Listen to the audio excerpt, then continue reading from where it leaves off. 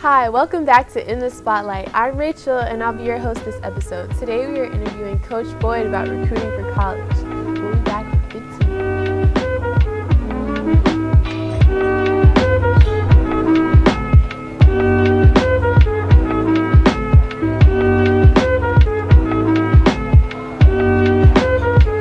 Coach Boyd is a teacher and a head basketball coach at Hiram High School. He's been teaching and coaching for 14 to 15 years. He played basketball at Tennessee Tech and earned his master's degree after college. And today he's here to talk about getting into college and college recruitment. How are you today? I'm doing great. How are you? I'm good, thank you. What is the recruiting process like? Now it has changed. Everything is always changing, and for high school kids, it's tough now because with COVID happening, it changed a lot of the recruiting rules and things that kids that were in college at the time of COVID can do, and how much longer they can stay. So right now, for a high school kid to get recruited, athletically, it's tougher because you have, guys that are 20, 21, 22, and some even 23 that are staying longer, because of the rule changes that has happened. How do you know if a college is right for you? There are a couple things that kids can do. Kids can visit the college.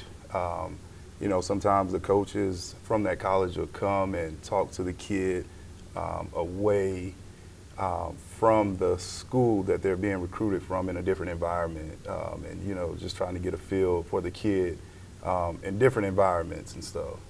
So if you commit to a school, but then after you realize the school isn't right for you, is it too late for you to commit to another one? There are rules for that, but it's not. Sometimes your eligibility can be taken away, but for most kids, you can decommit from a school and open up your recruitment again and visit other schools. So when did colleges start noticing you? Around the end of my sophomore year, beginning of my junior year in high school, and you get colleges that contact you, come to practices, send you letters, call your coach and stuff. And so around the end of my sophomore year, beginning of my junior year, colleges were coming out. So was basketball the only sport that you played in high school, or you played other ones? Basketball was the only one. Believe it or not, I played in a band, and that kind of faded away because basketball kind of took precedent. What instrument did you play? Trombone. Trombone. Oh, I wanted to play that. I ended up playing the trumpet. But what type of dedication does it take to play at a college level? It's a lot of dedication. I tell kids now, especially my kids I coach, any free time you have, you are going to be in a gym, or you're going to be in a classroom, or you're going to be in study hall. There's really no downtime. So any free time you have, it's going to require you to work on your craft. And basketball, football, baseball, if that's what you do, any sport or any activity, that's what you're going to have to put that extra time in. And there's going to be some restless nights, long nights and stuff. So what advice would you give to younger athletes who are trying to be recruited or who are looking into colleges and stuff like that? Continue to work on your craft, but also work hard in the classroom. Academically, kids don't understand how important that is, because kids are more focused on getting an athletic scholarship, but knowing that an academic scholarship is more important and probably more beneficial than an athletic scholarship. Because now you have, I'm trying to say that kids are better off getting into a school academically and maybe walking on to a team, and have a better chance that way than getting recruited. There are millions of kids that are playing sports, and now that you have to compete against, and it's just tough. It's very, very tough. So this might be kind of a slow question, but I always thought that you couldn't play at a college or at a college level unless you were kind of recruited onto the team, but you can walk onto it and just try out. Yeah, so you can walk on, and for those kids, I guess when I played, they were there to, help with, practices, and also academically help, the team's GPA. But, you know, walking on is not a bad option.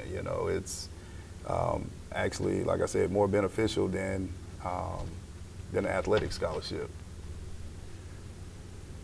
So I heard at the student versus staff basketball game you was playing like you was back in college in your youth again. How was that? I really enjoyed it. And being around the kids and playing against the kids, and they just always have something, against, I guess, me as far as playing and stuff. And I knew my team, we were gonna win. I knew we were. I had some great teammates.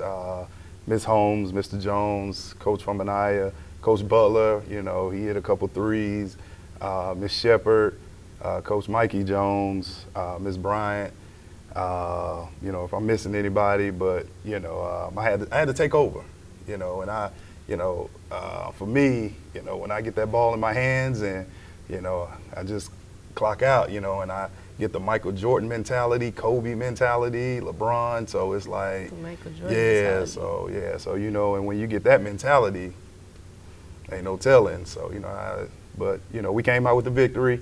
I can't wait till next year's group. Who's ever on the team, the senior team. We're gonna win next year, the year after that. So however long I'm here, we're gonna win. So but I enjoyed it. I'm going to hold you to that. I'm going to come to the game next year. If you lose, I'm going to bring back this interview. Gotcha. But thank you for coming today. Join us next week for our last spotlight where I will be directing, and I have a big surprise for you all, so make sure to tune in, like, comment, subscribe, and see you next time. Ciao.